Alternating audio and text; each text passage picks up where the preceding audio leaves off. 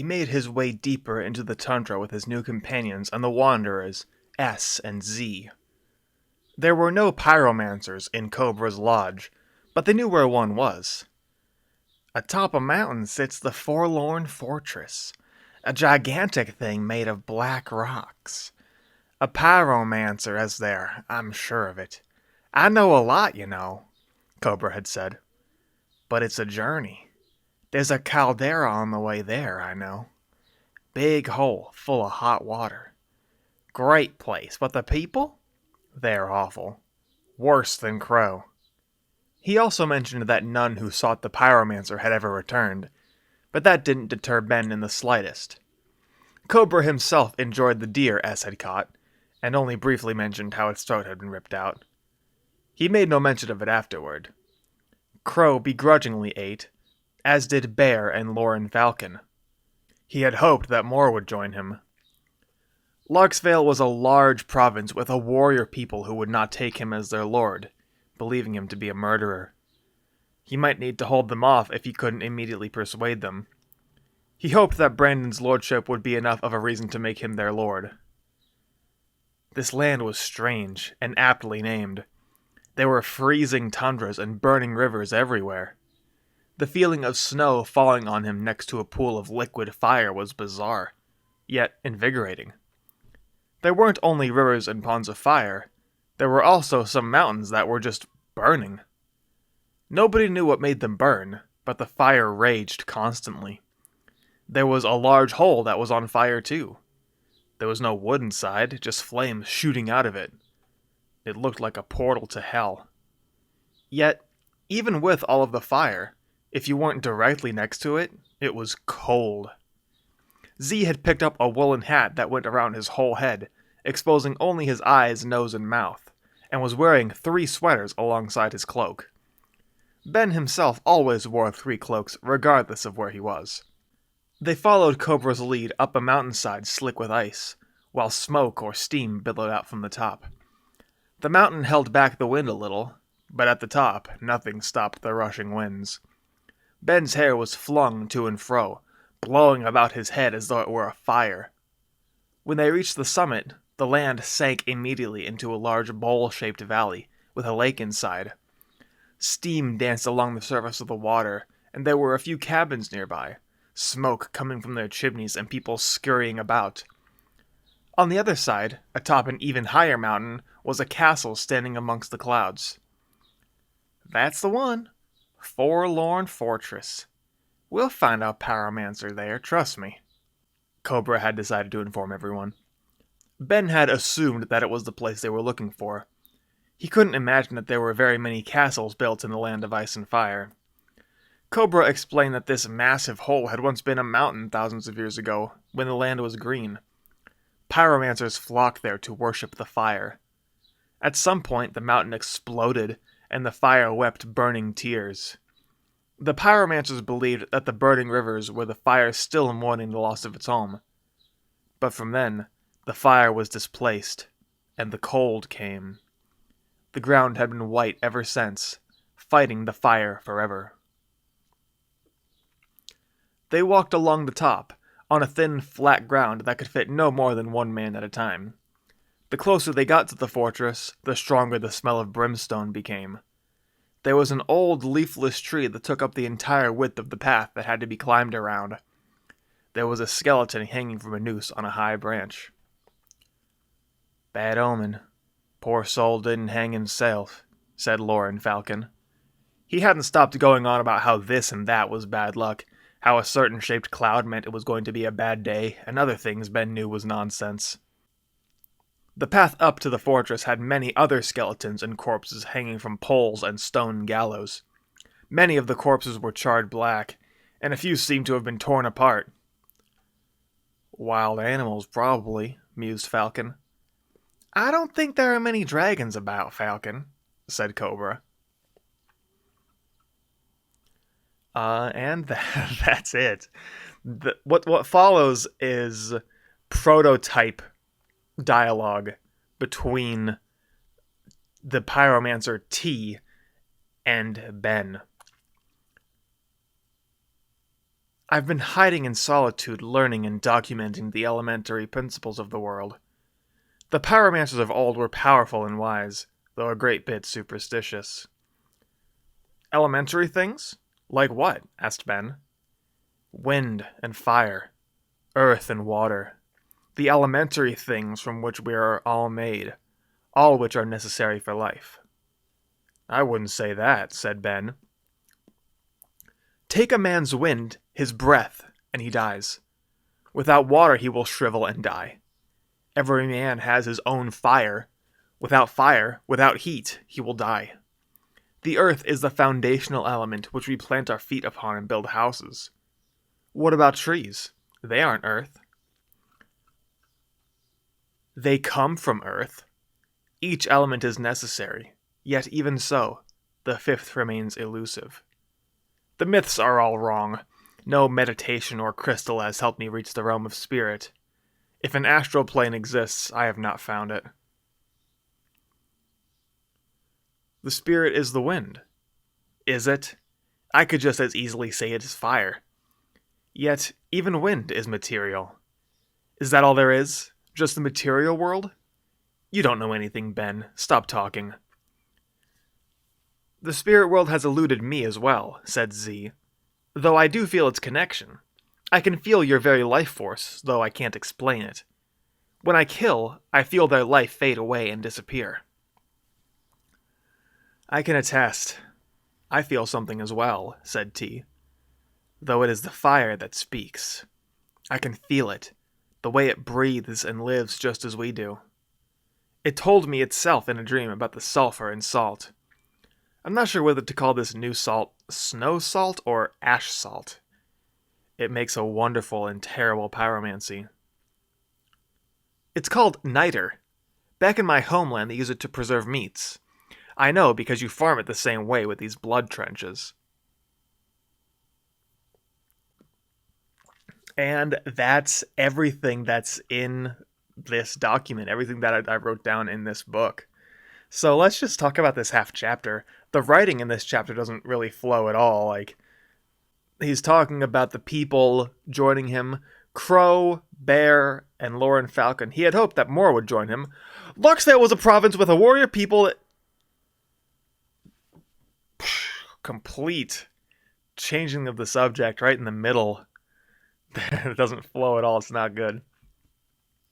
So a few notes. This caldera they go to is reused. That idea is reused in my book John and the Wizard, which also has a place called Lark's Vale. So the Lark's Vale in that book has this giant hot spring, this lake that's a hot spring that's probably heated by a volcano underneath. There's also like some Dark Souls references here, like where the fire is this abstract entity that's worshipped by these ancient Southerners. And there might be some Game of Thrones reference where the cold fights the fire, the ice fights the fire forever in this landscape. Yeah, I'm not really sure. In this prototypical dialogue, Z sort of mentions that he might have some supernatural abilities or a sixth sense or something. And T had this operation in the Forlorn Fortress where he would like put blood trenches and harvest niter that would grow and to use it to make gunpowder. And that was this terrible pyromancy, was gunpowder. So Ben would go try to conquer Larksvale, I guess, with the help of T and his gunpowder. So let's look at this plan document. So at the top is Gerald's plan to get the people of Gardenfell to place him on their senate through friendship, mutual benefit, and trust gained through deception. That all fails when he gets abducted by Bones Ragnall and his crew. Gade was in Ragnall's band before his imprisonment, recommends that Gerald be used instead of ransomed. Gerald becomes first mate quickly and leads the pirates to sacking Gardenfell. Gerald is the anti-hero of the story. Deposing Bones, the most evil character and Geoffrey's mistake, eventually conquering 3 of the 7 holds and being known as the Red Prince. Small hints need to be placed, like his fondness of the Black Knight villain he roleplayed as a child. Do you remember that? He liked playing the villain when they roleplay as a child. A bit of foreshadowing. Bones Dragnall creates his fleet by commandeering ships and recruiting the slaves aboard. The best thing about slaves is that they never say no. They think they're free, but they don't know how to be. Cook, clean, kill, fuck. It doesn't matter. They always do it. They love me for freeing them, and you can be damn sure I'll use them how I want. Gerald asks, how could you tell who was a slave? They don't give slaves swords. So, this is something that we'll see with the entirety of this document. This is not a plan. This is an idea. This is a document of ideas and not a plan. So Ben parallels this, who also leads a band of outlaws to claim the throne. Jeffrey needs to fall in love with his lineage. He studies history, inflates his ego, and admits his mistakes less. Gerald doesn't care anything for his lineage, and pillages and conquers because he's putting others under himself. So the idea was Gerald, it's his ego that he's becoming this pirate, I guess. Now, there was going to be Josh's escapade, where Josh flees Larksville to escape the wrath of his lord brother and wanders through the 7 holds, using instincts and primitive skills to survive, until he runs into T, who had long since abandoned Ben. I don't know what the idea was here. T decides it would be fun to follow Josh, and they explore the 7 holds together. Eventually they find Randall, who is slowly dying of starvation. He has no clue how to fend for himself, how to find food, make fire, build shelter, and T and Josh marvel that he's alive at all. Randall offers fealty to Josh, since Randall cannot go back to the Middle Kingdom. So that might have been interesting, that Randall Cloud joins forces with Josh and this pyromancer T. A fairly powerful trio, the 3 of those would be. So this is the original idea for the Griffins. I guess this is something that I wrote down, like as a quote to go in the book. They were called the Order of the Griffin, and they believed St. Lynn's way was one of charity, responsibility, helping those in need, and social equality. They believed that he was a man who achieved sainthood, as opposed to their rivals, the Order of the Wyvern.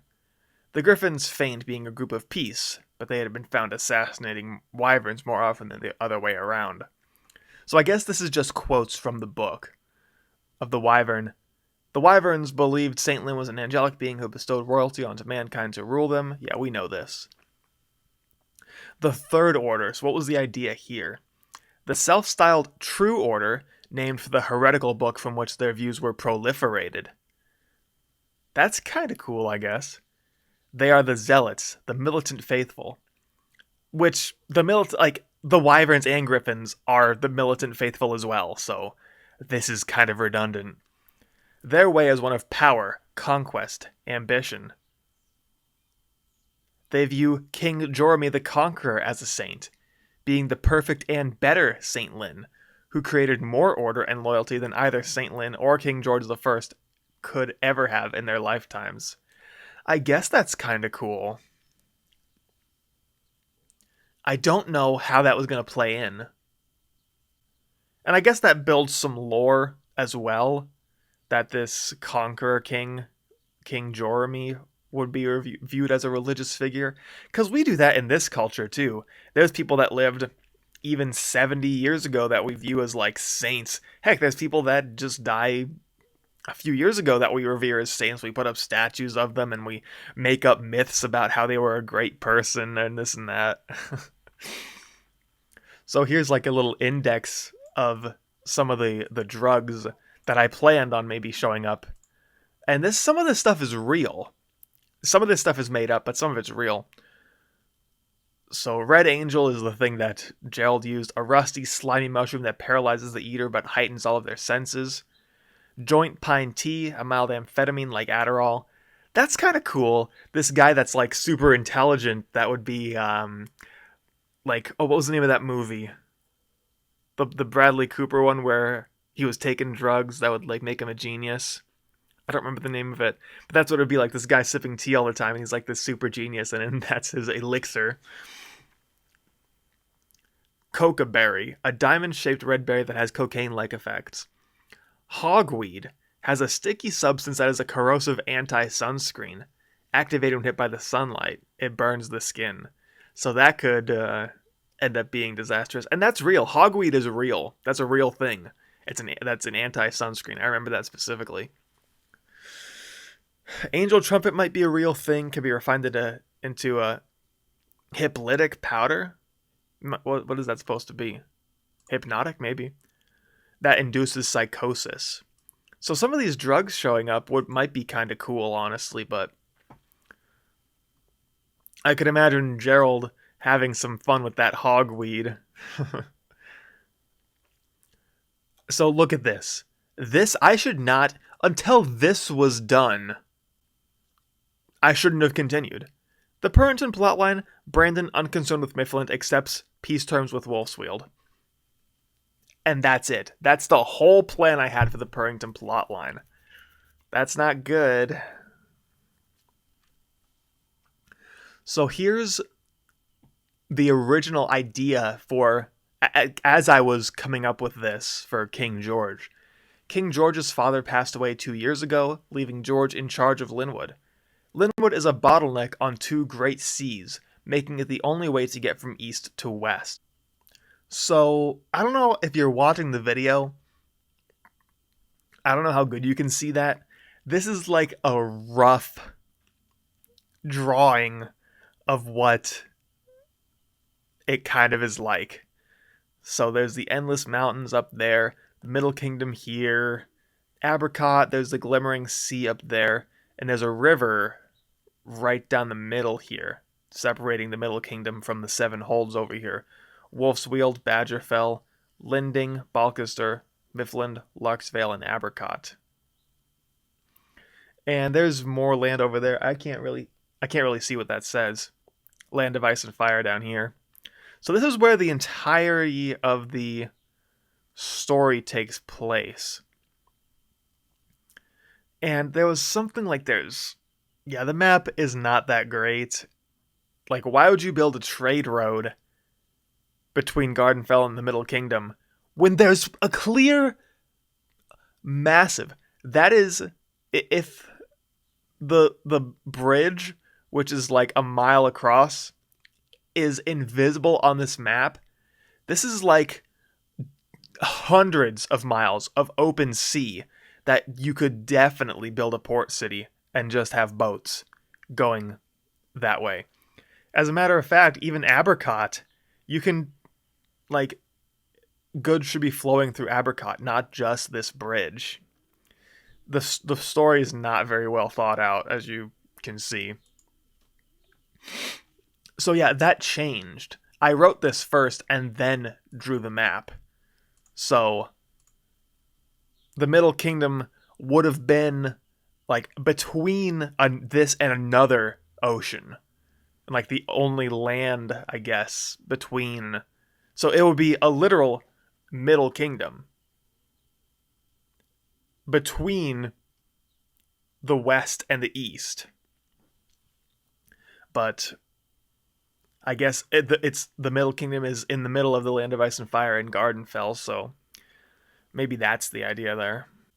Seeing good trade, but wanting better, George, or King Over the Bridge as he is known in the East, has created tolls for Linwood's roads. Trying to bypass the tolls, other kingdoms tried to go around Linwood by going through the sea, but George empties his dungeons and releases pirates to sail through the seas, forcing the trading caravans on land. So that's interesting that originally King George was even more devious than the one from the book, from the actual book, the final version of King George. But this idea was reused for his children.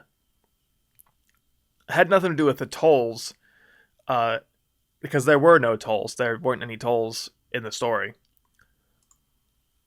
But they ended up releasing the dungeons and releasing pirates into the sea. Obviously, the other kingdoms do not like this. Rather than using the tolls to enrich himself, he instead uses the funds on infrastructure, making the kingdom beautiful and safe. He also learns that the tax collectors are corrupt and has them all killed. That happens. His plan is first to get the South to swear fealty to him and thus gaining their powermancy for himself. That idea was reused with Ben. King George has no interest in the South at all.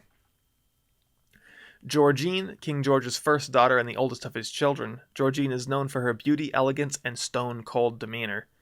Many fear her, for a careless word will earn you her ill will. She is highly valued by her father for her intellect, so much that he has put her on his council of advisors. So that's basically the same. Geoffrey completely changed from this description. The heir to the throne of the Western Kingdom and King George's firstborn son, Prince Geoffrey will never be seen without a smile upon his face. So that's completely different from, like, the first time we see him, that he's, like, anxious all the time. He even has his own title of Geoffrey the Joyful. His father insists to view him as childish and scatterbrained. So he is both of those things, but he's not this joyful character. He has traveled all across the realms and has seen many different ways of living and thinking, giving him a more forgiving outlook. That completely disappeared. He ended up being this sort of sheltered character. Gerald, the better looking of King George's two sons.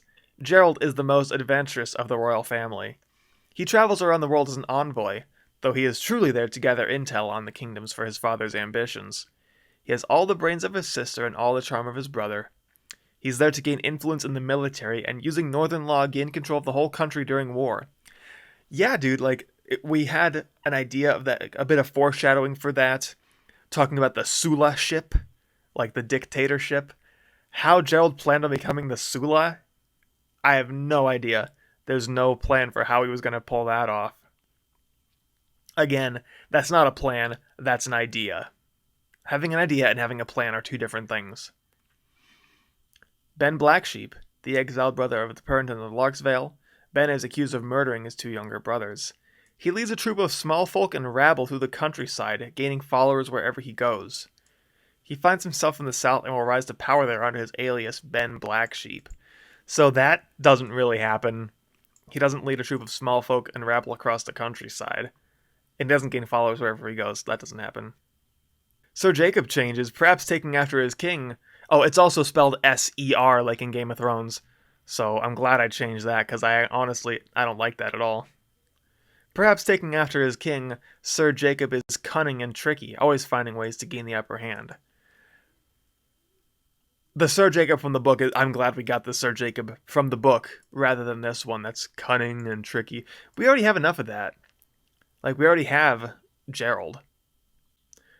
Sir Jordan of the Vale is the same. The first Lord Brandon Puritan, the firstborn of the House Puritan. Brandon inherited Lark's Vale after his father died in battle. Having slacked off during all of his training and paying no attention on how to run a kingdom, he is incompetent and ineffectual at doing anything. He refuses counsel from his brother Joshua, so that's basically what happens. Although his kingdom is going down the toilet, he remains very popular with the commoners, which is not what happens. We don't really see... I guess he, holds that funeral and invites all the widows to dinner, so I guess that might make him popular. He seeks to end wars by treaties and compromise, something Joshua views as surrender. Lord Joshua, the second-born son of House Puritan. Joshua is ambitious and tactful, seeking to depose Brandon and claim the throne for himself. That doesn't really happen. And I'm glad that didn't happen, because that is kind of corny and overdone. We don't need another evil, jealous brother story. We've had that, and that's been done to death. This brother who's a true man of the people, who reflects the will of the commoners, as opposed to the king that they got, is a much more interesting story. And the fact that he's kind of an a-hole, throws that into conflict. So Brandon's a bit more, likable maybe from the reader's perspective, but Brandon doesn't reflect the will of the common folk like Josh does. So I like the story we got there instead. And that was a good story. I'm sad it never got finished. So this is not a character. Lord Michael Robbins, Lord of the Green, Lord of the Green Misty Pastures of Mifflin. Michael seeks to unify the East and put an end to fighting. Sheep and dogs are abundant in his hold, and he even rides a large ram to get around. That's not a character. Sir Adrian Robbins, the most feared knight in all the realms. Sir Adrian is notoriously cruel. He loves battle, but he wishes to settle down and marry. What? He is a man of great stature who wears a ram horn helm into battle, giving him the appearance and moniker Demon. So again, this is just an idea, and this is the thing that I really ran with. Like, okay, so in this land, their agriculture is sheep.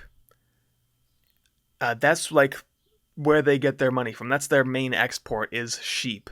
So I guess their culture will sort of revolve around sheep.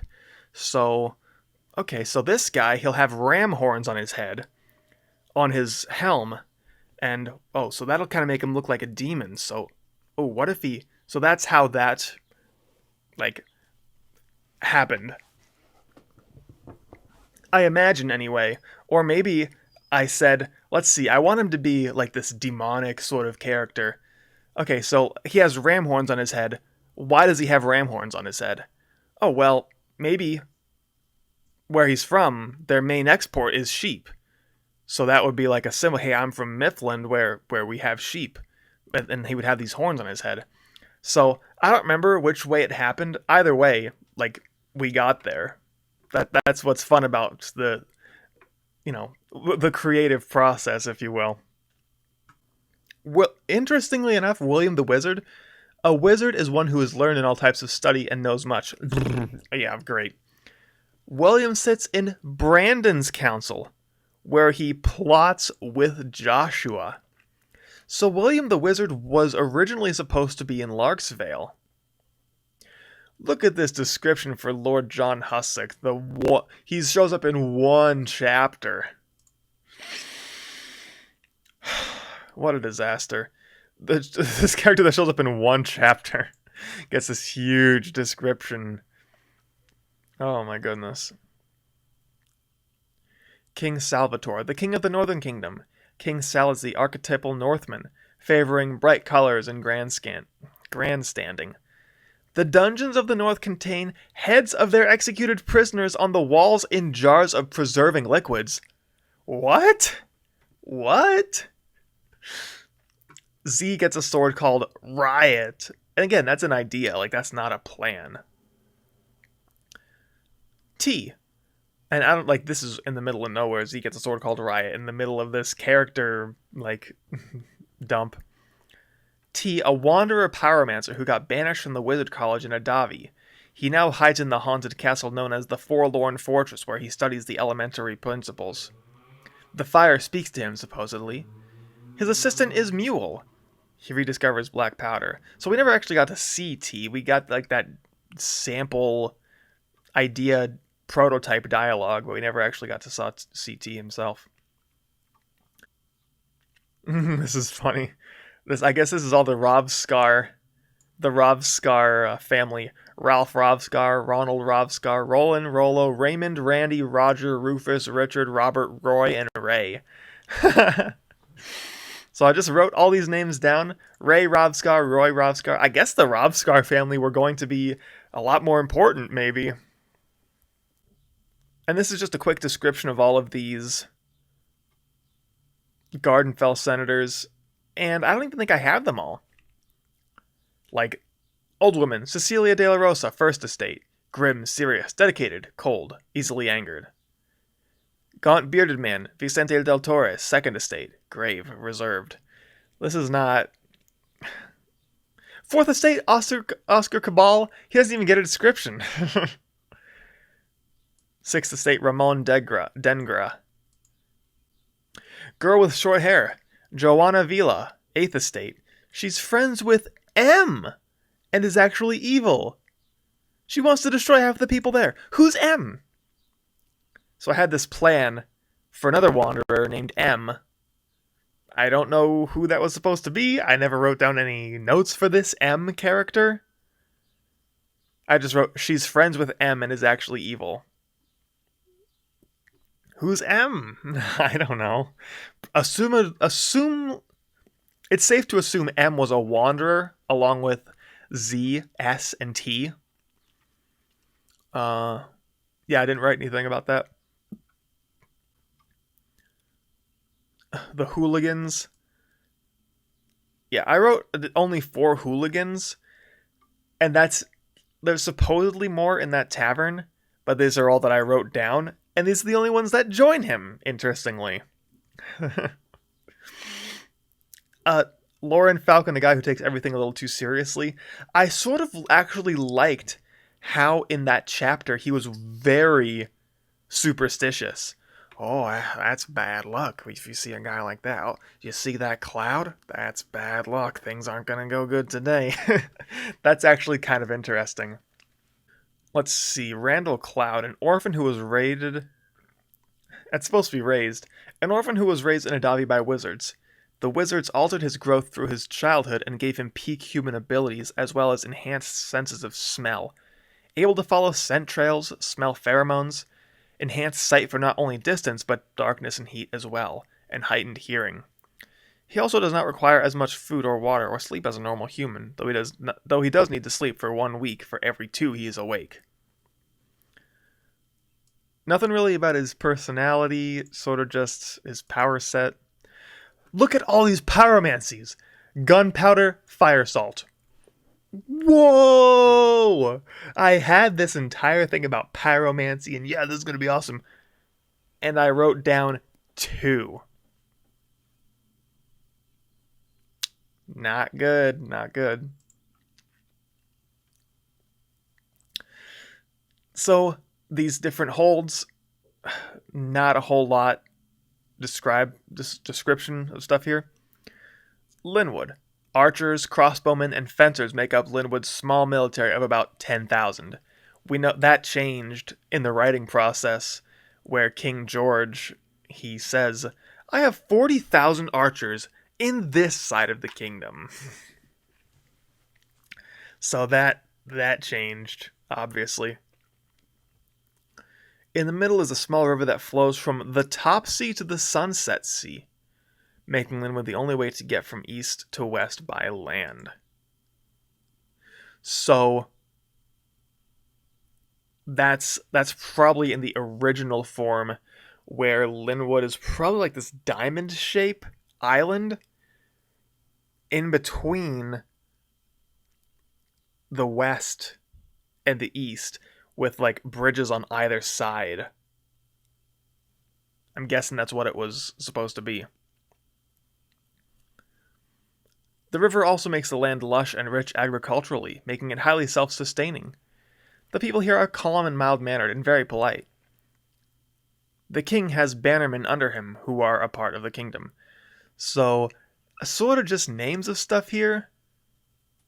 Lynn Harbor is where the Thorncrests rule, so Sir Frederick is actually like nobility. Aside from just like knightly nobility, like his father's like probably some sort of baron or something. And this is just places I wrote down, probably just so I could keep track. Valorhold, I don't know what that is. Lang's Peak, that's where Lord Rupert's from. I didn't write that down.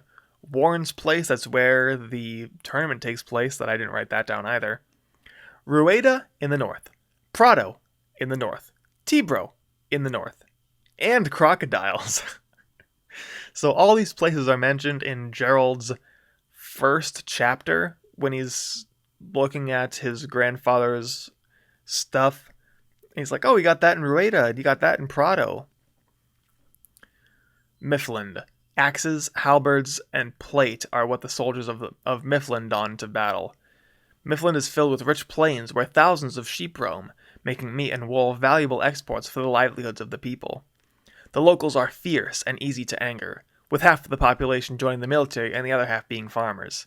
They ride giant rams instead of horses. That's a cool idea, I guess. It's not really what we ended up with in the end. And this is sort of, I'm not sure what to say, anachronistic? That's not really the word. But it really would make sense. What makes sense is to use the most effective weapon available. I mean, I guess in modern times, there's different stuff like, well, this country uses the AK-74, and this culture uses the M16. This culture uses the Steyr AUG, and I guess they're all like about the same effectiveness. But there's longsword, halberd, battle axe, mace, sword and shield, warhammer, and spear. These things aren't really equals. Like, I'm not sure what the idea was halberd and battle axe, how those would be super different. And I kind of had the banners. I started with the banners, like Larksvale's their banners are raven, Mifflin sheep, Abercott salmon, Balcaster. I'm sure I'll put something there eventually. So I had this plan document. Again, I started the book and didn't finish the plan. And again, this isn't a plan, this is just ideas. Look at this. Wolfsfield, where graves are marked by grave flowers that only grow over a dead man. That's kind of cool. Like, why did we never see that? I guess we never went to Wolfsfield. And look at this change. The fierce warriors of Larksvale learn sword and shield and longsword from a young age, and they value their honor above their lives. So that the sword and shield thing went to Linding. Let's see. The Northern Kingdom of Gardenfell, an alien desert and jungle land where the people are flashy and extravagant, and their fighting style matches. They wear bright colors and studs and chains. They are very libertine, having free sex and drunkenness and psychotic drugs. Yeah, that's pretty much what we got. Ooh, let's look at this. The land of ice and fire. In the south, it is very cold. The people here are hunters and pyromancers. The pyromancers use fire bombs, molotovs, and spring traps that trap the victim in the air, drenching them with oil and lighting them ablaze. We never saw that. I mean, obviously we didn't get to see a lot of the Land of Ice and Fire, sadly. All the men have girl names like Lauren, Sarah, Harper, Chloe, Zoe, Hannah, Alice, Claire, Melanie, Cora, and have last names of animals like wolf, cobra, owl, otter, fossa, crow. The Land of Ice and Fire is the frozen Wild West. That is really cool! The idea of this landscape that's on fire and frozen, and it's the Wild West. That is cool. And I did it so badly. It was done so badly. But that's a cool idea, honestly. But again, you're not a genius just because you have an idea. You're a genius if you can pull off your idea. Everyone has ideas. This is something you have to remember if you're going to be creative. It doesn't matter if you have an idea. The only thing that matters is if you pull it off. If you see it to completion, then you have something. An idea is worthless. An idea is like a piece of paper that you drew like $100 bill on. It's not worth anything. Like, oh, look at this thing. I have $100. Okay, we know you don't have $100. We know you don't. Pull it off. Then you have something that's actually worth something. So if I pulled off this Frozen Wild West idea, that'd be epic. That'd be awesome. But I didn't. So the idea is cool, but I didn't pull it off, so doesn't mean anything. And look at this. There was in Bleach the Quincy, I think. I didn't watch Bleach. I just saw a few things, saw some spoilers about how it ended. And the Wehrmacht or the Quincy or something, they all had an epithet or something, a letter assigned to them. So I'm like, oh, that'll be perfect for the Wanderers. Let's see. A will be for absolution, and B will be for... And then I stopped. Kings of Linwood. And this shows up how I only wrote one, King Joe with his impenetrable armor. Right at the end of that chapter with Jeffrey, King George goes, "What does it mean to be king?" And he's looking at all of the the stained glass of the kings, and we only see King Joa. This could have been cool until I ran out of ideas. Each chapter will have the name of the character that chapter takes the perspective of, as well as their current title, such as Joshua the Secondborn, Geoffrey the Heir, Geoffrey the Groom, Gerald the Envoy, Gerald the Honored Guest, Brandon the Heir, Brandon the Lord, etc. I couldn't really pull it off because I ran out of stuff to put. So this is my, I guess, pitch. If I were to pitch this, I think I wrote this when I was at work. Before I wrote anything, I wrote this down as this being the idea. I think this might be the first thing I wrote about this. So in the Western Kingdom, there's this king. He's new at it, only been at it for a couple years, 2 or 3, and he finds himself very unsatisfied with the state his father left the kingdom for him, which we see that actually happens. He thinks to himself, is this going to be my legacy? Will I fall into history as just another mediocre king? So the guy has image issues, which we didn't really see that. We didn't see that too much. We saw that he cared about his image. He's like, well, I guess I gotta put on this charade and go cheer at the tournament. He is always well dressed, always wants everyone to know he's above them. The king holds authority, and that authority is to be respected.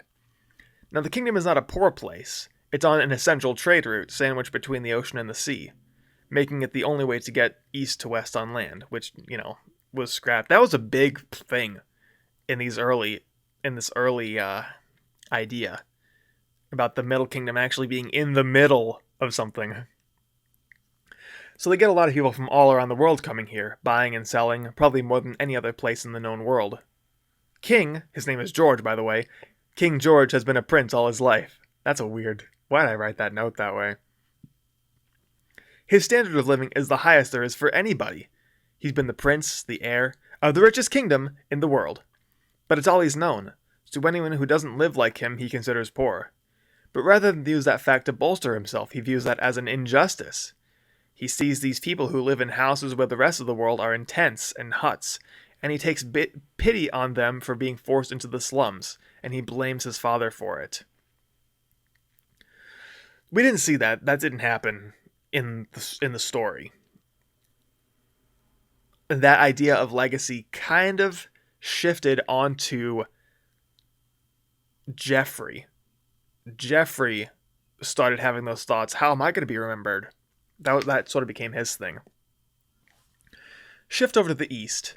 The East is a land of, if you just had Celts and Vikings and just basically warrior people in a constant war with each other. It's like feudal Japan where there are lords and their knights and they're always trying to one-up each other. They're fighting over land, cows, potatoes. They have bloodlines that hate each other, spanning thousands of years, and nobody knows where it all started. It might have started when James Puritan stole Julian Robbins' sheep 2,000 years ago. Who knows? So yeah, that basically it stayed the same. So there's this lordling, Brandon of House Puritan. He, in contrast to George, has a good relationship with his dad. His dad is pretty much Stoic the Vast from How to Train Your Dragon, a proud warrior, always going on about how he lambasted this one mythfish man back in the day, how he sliced 3 men in half with one swing. He's a seasoned warrior who hates his enemies, but takes his role as lord of his hold seriously. He views his people as his family, everybody respects him, and his oldest son, Brandon, wants to be just like him. We didn't see that, actually. We saw Brandon kind of resent. He's like, well, that was Father's idea. That's how Father did things, and Father's dead. But he's not like him, at all. Brandon is skinny no matter how much he eats. He would rather twirl his swords than swing them.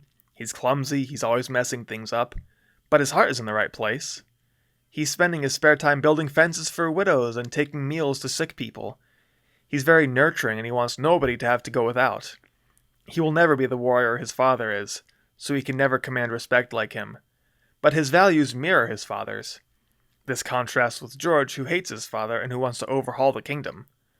Brandon wants to be just another Puritan lord like his father. Brandon is young, too, in his early 20s, where George is well into his 40s, old enough to have gone grey and bald. But Brandon also sharply contrasts with his own brother, the second-born Joshua. So, yeah, I kind of changed. Brandon sort of kept, the clumsiness, messing things up. Uh, his heart being in the right place, like him being just a victim all the time, and he's like the clear good guy, was dropped. Of him just being like the good guy that just has it. Like he just ended up with bad genetics somehow, and he's just clumsy and skinny. Joshua got all of his father's strength and sword skill, and none of his sense for mercy or family. He was the second best of his brothers. I'll get to that second best part later. So he grew an ego. The kids in the yard can't beat him. He's stronger than them all, and he has a posse of his own as a child. His own people to rule even at a young age. We didn't see that. Josh didn't really have his own posse. He kind of just was like, all these people were sort of just by themselves. Brandon didn't really hang around a lot of people. Jordan, a little bit. We didn't really see Brandon hanging out with a lot of people. Josh didn't really have a lot of people he hung out with in these chapters. And that's a mistake. That's something that needs to happen more in my writing specifically. There needs to be more characters for people to interact with and bond with. He hates Brandon because he's clumsy, sloppy. He goofs off where Josh is poised, clean, and takes his role as lordling seriously. Josh is passive-aggressive, constantly handing out backhanded compliments, issuing threats, whispering with his father's advisors, winning them all to his side because he wants Brandon out of the picture. Now, he doesn't want to kill Brandon. He wants to disgrace him, or have him framed and put in prison or exiled, or to have him sent to a faraway land as a hostage. He doesn't want Brandon dead. He would never kill his own blood. He's above that. He's not like his brother Ben. So we didn't really see any of that. The Josh in the book didn't end up wanting to kill Brandon, or like even disgrace him. Josh from the book was actually just exasperated by Brandon. He was like, why, no matter how many times we tell you how to do it the right way, you don't? You know the right way. You know how to do things the right way. I know because I was there with you. I was taught the same things. You know how to do it the right way, and you're not. That's really what it was in the book. Ben is the black sheep of the Puritan clan. Remember how I said Joshua was the second best fighter of his brothers? He was second to Ben, the third son.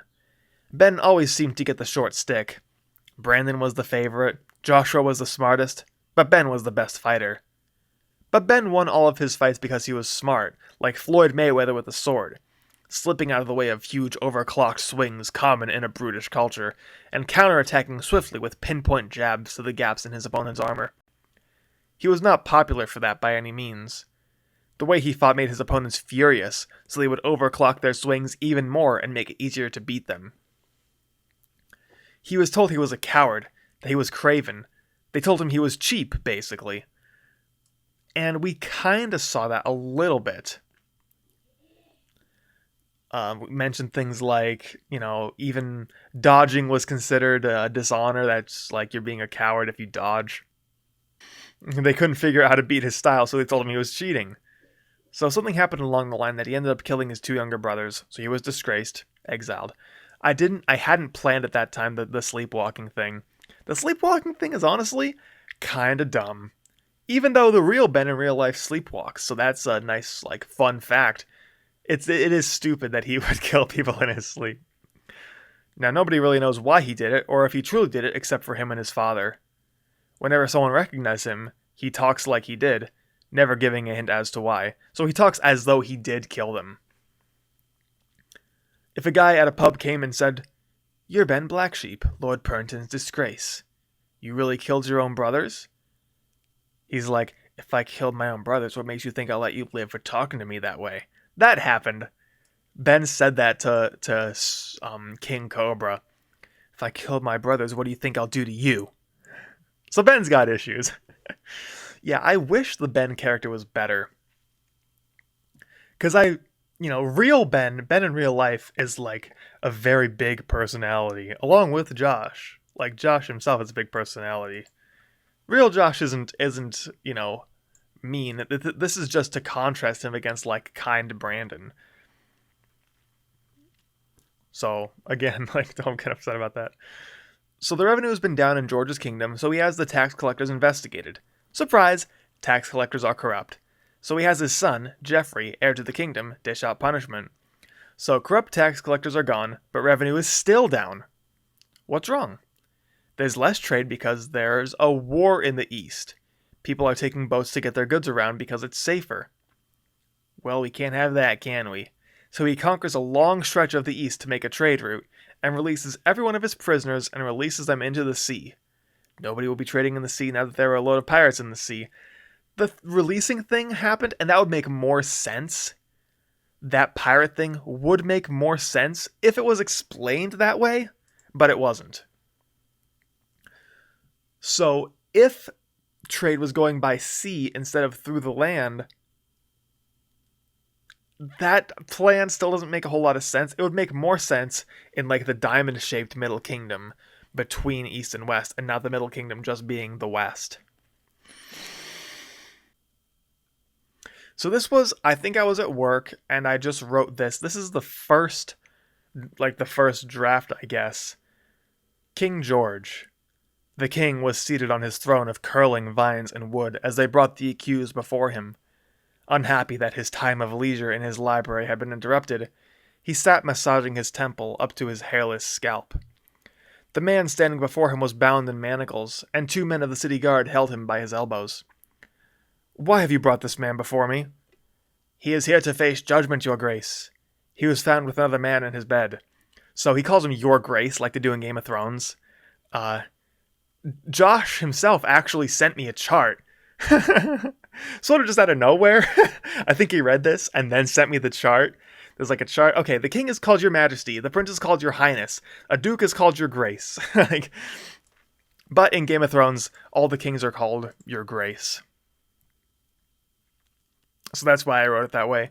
I'm glad that I changed that to like your majesty. It changed prince to your highness, things like that. I'm glad I did that instead. "And why is he not hanging?" King George stroked his gray-streaked beard that went all the way around his ears to the back of his head. "We brought him for your judgment, your grace." "Yes, you said that, and you got what you came for." The king waved his hand, and the guards escorted the prisoner away to his fate. I kind of like that delivery, and you got what you came for. King George walked briskly from the throne down to the hall. "Don't take their confusion too harshly, your grace. They've just been used to how easy your father'd be on criminals," Sir Jacob had said as he filed in next to the king, clad in his dark armor crested with the crescent moon. So Sir Jacob actually has a more important speaking role here. He's like a confidant. We actually see him in this role more in this proto-chapter. "My father. Tell me, who was the better king? My father or I?" "Hard to say. Your father was king for a long while, so he did more good than you, but also more bad. Not that I would know. I don't know too much about kings and castles. All I know is fighting." "That you do. Though it has been a while since the battle where you won your title. Your sword arm hasn't gone rusty, has it?" "No. I duel the other king's guard every few days. Keeps me loose." "And the last time you lost a duel?" "When I was 7. Sir Jacob was 20 years old." "And that is why I keep you closest, my Knight of Night." Sir Jacob earned the title Knight of Night after the Santanas tried to declare independence. He had supposedly killed 200 of Carl Santana's men in a single night. Whether true or not, whatever happened that night was enough to scare Lord Santana into surrendering and swearing fealty to the crown once more. King George poured himself a goblet of wine and sat in the library. "Help yourself," he said, gesturing. "Thanks, your grace, but I prefer to keep a clear head." That statement made the king ponder. Perhaps I should do the same. He held his goblet, but never took a sip. "You're a strong man. I value strength above all. If only my father had died sooner, perhaps the kingdom would reflect my values." He stood from his chair and set his wine on a table before walking onto the balcony. "Come, tell me what you see."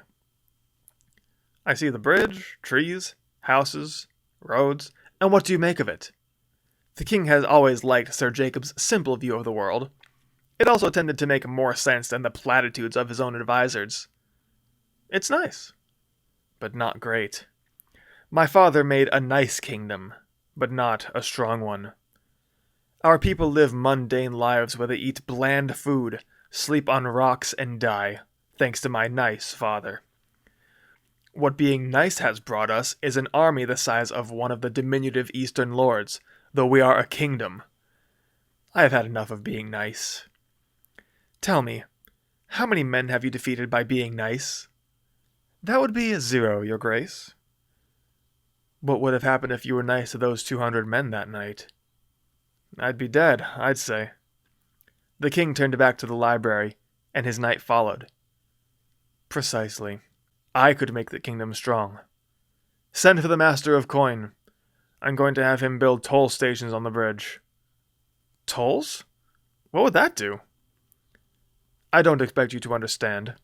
Kings and castles and whatnot. Roll credits! Ah!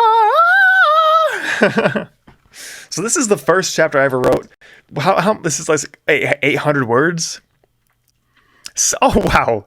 A certain number of words in this proto-chapter. Only a little over 600. That's not a chapter.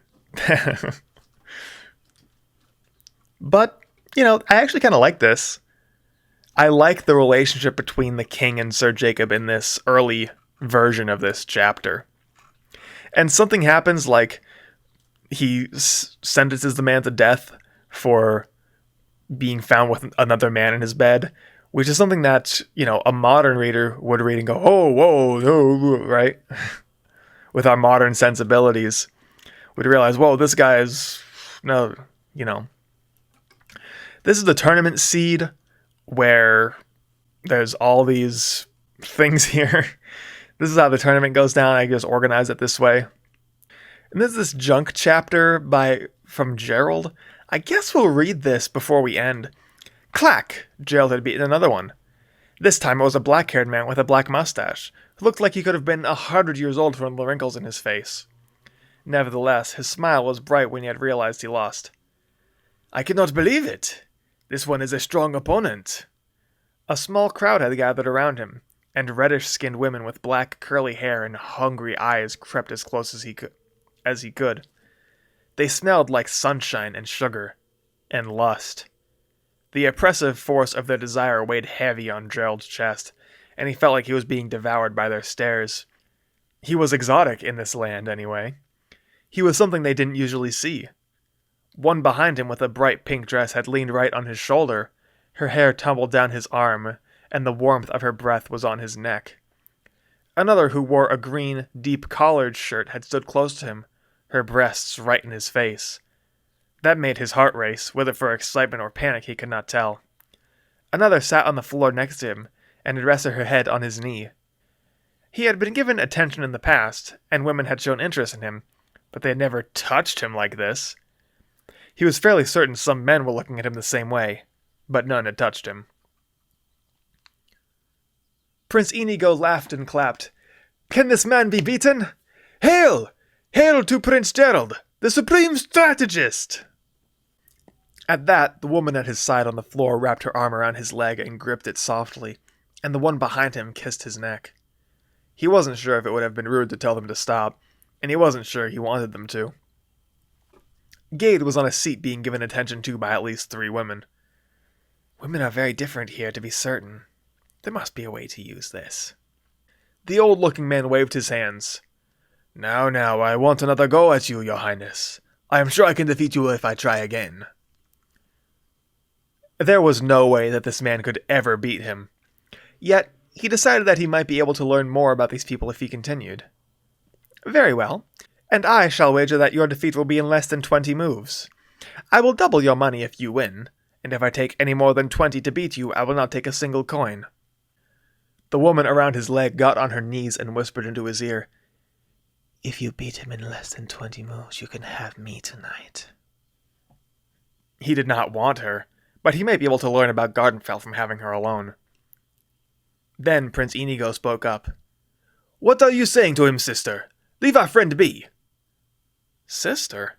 It seemed strange to him that princes and princesses were spending time in the city like common rabble. Back in Linwood, he couldn't go anywhere without a crowd stopping him. But a princess wanted to have him? A lot could be gained from that. A smirk stretched across Gerald's face. What I do is none of your concern, brother. Mind your business. She ran her hand down his smooth, hairless chest. Do not let my brother concern you. I am more powerful than he is, anyway. Do not let his loudness lead you to think his voice carries any weight. If you want me to show you how we greet our beloved guests in the north, defeat this man in less than 20 moves. She winked at him and flashed her brilliant white teeth. What is your name, princess? He asked. He had learned to not give his own name first from Inigo. I am Luciana, second princess of Gardenfell, representative of the Fifth Estate in the Senate. Perfect. He shifted his eyes between her lips and both of her eyes, back and forth, up and down. I am Prince Gerald. I look forward to that welcome.